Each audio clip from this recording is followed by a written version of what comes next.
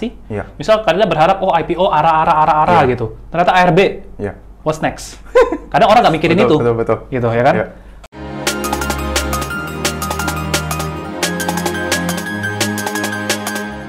Cara atau gimana bro? Kalau pandangan si Kepas ini gimana?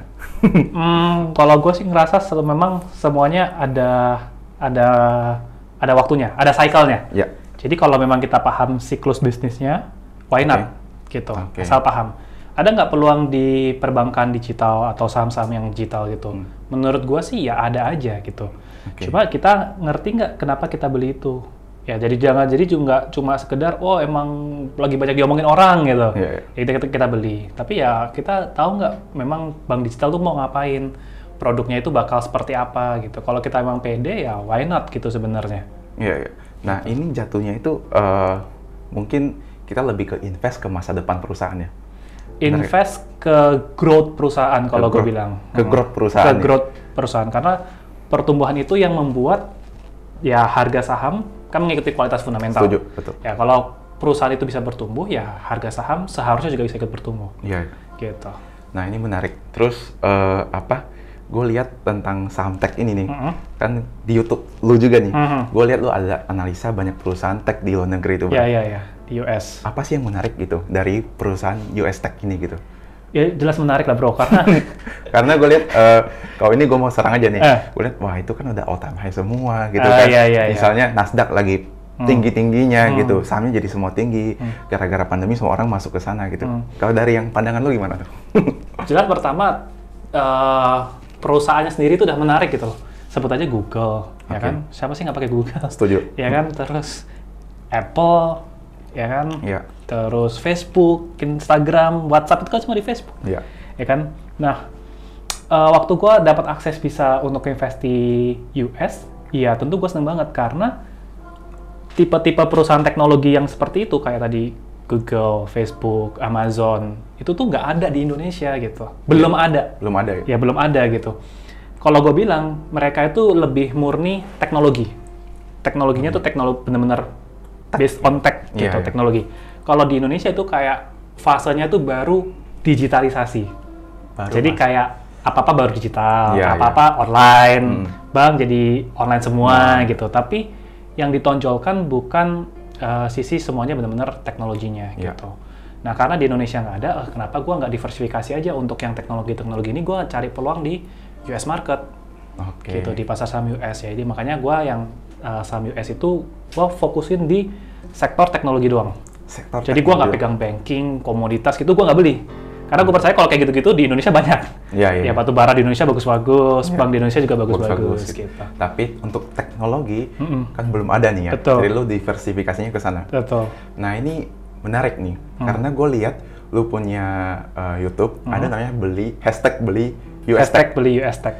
Nah itu terinspirasi dari gimana sih bro? Kok bisa sih lu percaya, maksudnya lu percaya lu bisa beli US Tech tuh bakal naik gitu in the long term gitu? Terinspirasi dari temen lu juga, dari Bro Putra ya. Karena kan dia ada hashtag beli bank kan, ya kan kalau di Indo. Nah, gue mikir kayak sebenarnya salah satu strategi investasi yang paling simpel dan nggak mau repot kan nabung saham. DCA ya? Ya, DCA itu lower cost averaging. Itu udah strategi yang paling santai, tapi in the long run, if you invest in a good company pasti growing. Ya kan. Jadi ya udah kebetulan untuk saham Indo, gua tuh nggak ada strategi DCA. Jadi gue lebih kayak kebanyakan lamsam, kan, nggak pernah yang nabung rutin, nabung RDN, top up di RDN gitu. Tapi untuk nabung saham secara rutin dengan jumlah nominal yang sama tuh gue nggak ngelakuin di saham Indo. Nah karena kebetulan ada market lain, ya udah gue terapin aja di US market gitu. Karena US market kan juga bukannya jam malam ya, subuh gitu kalau di Indo. Jadi kita kan juga nggak mungkin pantau terus kan. Makanya yang itu ya udah gue tabung aja rutin. Terus gue lihat lu kan ada jelasin sistem DCA itu bro. Kalau 5 tahun terakhir itu saham US Tech itu naik berapa persen tuh 5 tahun terakhir? Kalau lu just buy and hold itu bisa ada yang sampai ratusan persen. Ratusan persen? Kayak Shopify, C Limited, yang induknya Shopee gitu ya, itu bisa 50 kali lipat juga bisa semua gitu. Cuma kalau di dollar cost averaging itu kemarin gua riset tuh 300%, berarti sekitar 3 kali lipat lah. Ini DCA ya, 5 tahun yang lalu ya? Iya, 4 kali lipat berarti kan 300% kan? Oke. Iya, 4 kali lipat.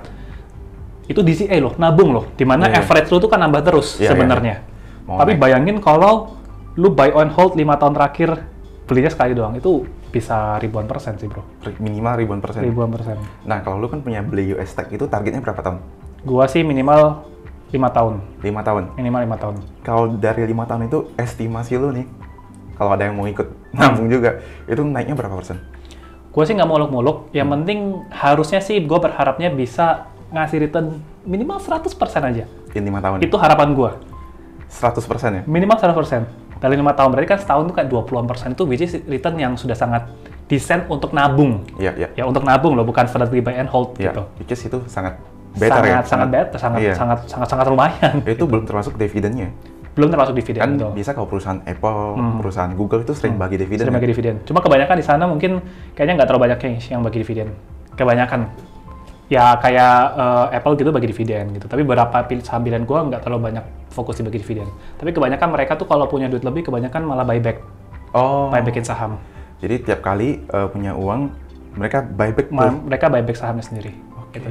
Jadi kayak Apple itu perusahaan nggak bertumbuh sebenarnya. Maksudnya bukan nggak bertumbuh ya, pertumbuhan itu kecil banget, lambat gitu. Iya. Tapi kenapa harga sahamnya bisa naik dengan return yang bagus? Yeah. Karena Apple itu selalu buybackin sahamnya terus. Jadi saham beredarnya makin lama makin dikit. Makin dikit ya.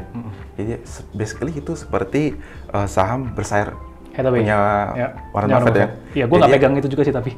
Kenapa tuh? Karena meskipun WB ini idola ya.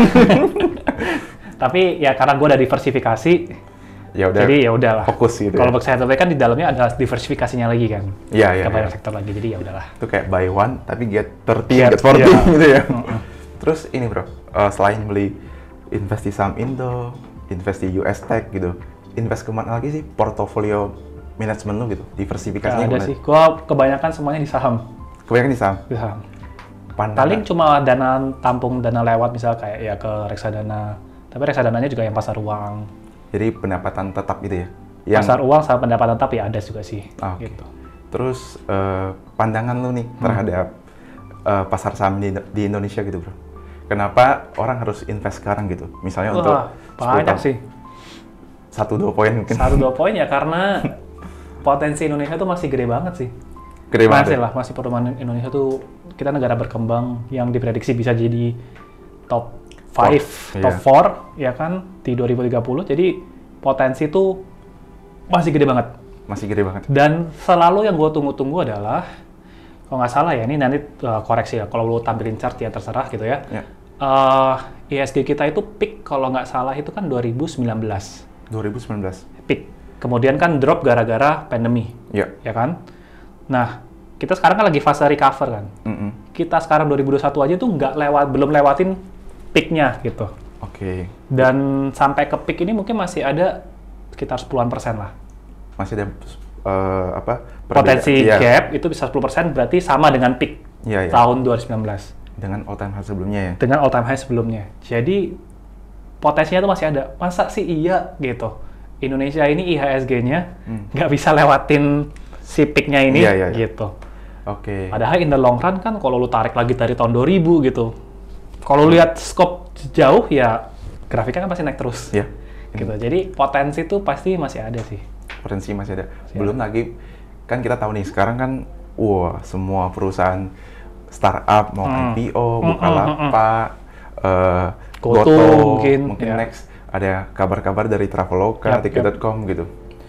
Kalau pandangan lu terhadap ini bro, perusahaan startup, kalau untuk yang mau IPO nih, bisa lu buy atau buy? Buy atau buy ya? Iya, buy atau buy gitu.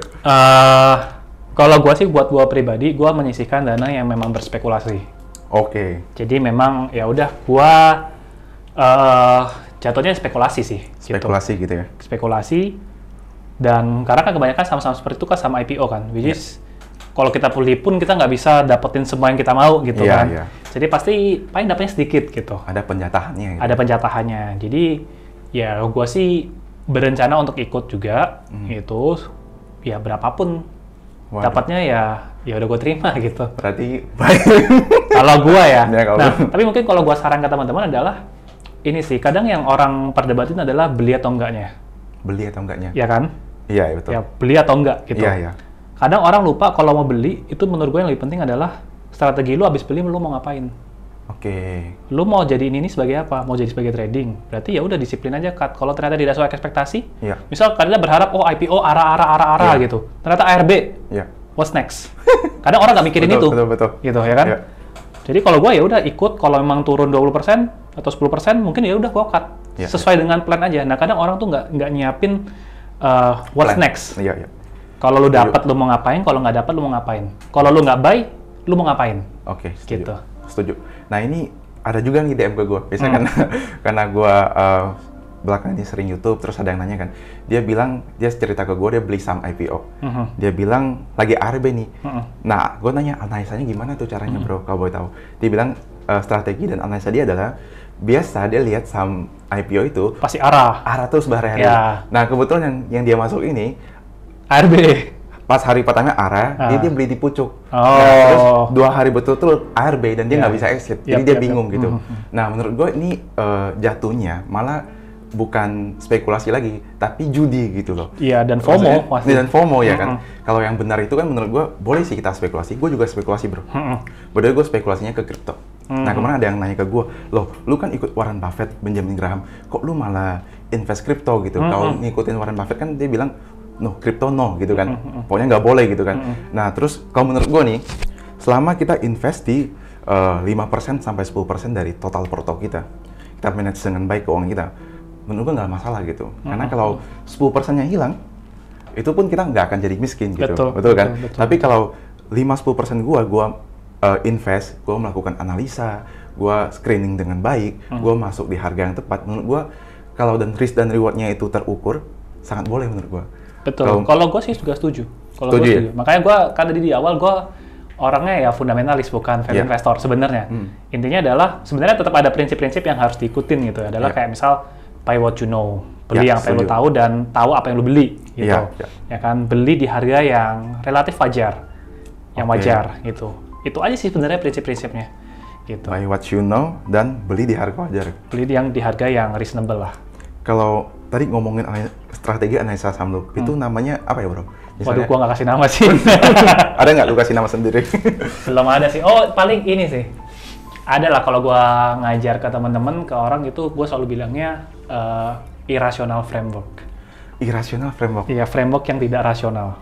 Jadi tidak masuk akal gitu? Tidak masuk akal. Contohnya apa? Contohnya adalah perusahaan yang makin bagus tapi harganya makin murah. Oh. Kan nggak rasional. Why sebuah perusahaan bagus malah dijual semakin murah. That's my opportunity. Oke. Jadi sebenarnya kan gue juga inilah gaya gue kan itu kan ngikutin Benjamin Graham sama Warren Buffett juga kan. Sebenarnya nggak ngikutin 100%. Kalau Benjamin Graham, kalau si Warren Buffett kan nggak masuk di komoditi gitu kan. Tapi gue masuk. Masuk bro. Sebenarnya masuk. Warren Buffett. Kalau dibilang dia nggak invest emas, dia beli tambang emasnya bro. Oh iya. Yang terakhir baru itu ya. Betul. Nah itu lucu. Dia nggak tahu kenapa dia sampai beli kan. Tapi dia bilang dia selalu benci komoditas ya. Bahkan kalau pilih pegang uang atau pilih pegang emas, dia memilih uang aja gitu. Terus, nah yang buat gue yang ikut Warren Buffett boleh nggak? Menurut gue boleh. Tapi ya at the end kan lu yang jalanin gitu, lu yang pahamin. Mungkin ada yang lu ketemu di jalan, pengalaman lu yang bisa ini, lu terapkan gitu, lu pelajarin siklusnya, cycle-nya, bisa buat lu profit, ya udah, lu jalanin aja kan, nggak harus mesti jadi Warren Buffett tok 100% gitu kan. Nah itu yang gue pengen jawab juga ke audiens gue gitu. Terkadang dia bilang, wah susah nih untuk jadi Warren Buffett ya. Menurut gue susah buat jadi Warren Buffett kan, karena dia beli, bahkan dia pengen menjadi pemilik dari perusahaan tersebut, sedangkan uang kita kan masih retail lah, masih kecil. Iya, masih retail lah kan, masih kecil gitu. Nah itu yang that's why kita harus nggak usah 100% gitu, tapi kita bisa tiru pengalaman dia, gaya dia, cara dia bro gitu ya, yang bisa kita praktekkan gitu. Mungkin ini last bro, ada nggak bro pesan gitu buat orang yang mau belajar investasi atau analisa yang kayak berdasar gitu? Mulainya dari mana gitu? Paling ya kalau mau nguasain beda saham ya ini sih, kadang orang selalu bertanya adalah buku terbaik yang lu baca itu apa? Nah, ya itu kan? ya. Buku saham sebenarnya ngajarinnya itu aja. Warren Buffett, Peter Lynch ya. Kalau gue sih kalau saranin baca yang berhubungan dengan Warren Buffett, Peter Lynch itu udah cukup. Dua gitu. itu ya? Itu udah cukup. Kemudian buku terbaik selanjutnya adalah laporan keuangan. Gitu. Lu mau cari buku yang banyak dagingnya? Laporan keuangan. Nah, itu. Karena disitulah kita beli barang itu ya? Iya. Ya, jadi kalau udah bacain buku Warren Buffett, udah tahu cara rasio-rasio keuangan, nextnya baca laporan keuangan terus aja. Setuju. Ya. Gitu. Karena at the end kan kita pengen beli barang itu ya kita harus kuasain. Betul. Cost-nya berapa, betul. Dapatnya dari mana pendapatannya itu betul, ya, Bro? Betul. Ya, oke. Udah nggak terasa ternyata, udah 30 menit ya. Mungkin sekian, Bro. Thank you buat Bro Sama-sama juga, Tommy. Mungkin next kalau kita sharing-sharing nih. Next kalau kita mau collab lagi nih, gua ajak. Boleh. Kita analisa satu perusahaan itu boleh? Boleh. Kita bongkar bedah-bedah gitu ya? Bedah saham gitu ya? Boleh ya? Boleh. Thank you. So, inilah gue sama Kevas Evander ya. Thank you buat waktunya, Bro. Sama-sama, Bro. Semoga bermanfaat buat teman-teman. Salam tambah sehat, tambah kaya. Thank you. Bye.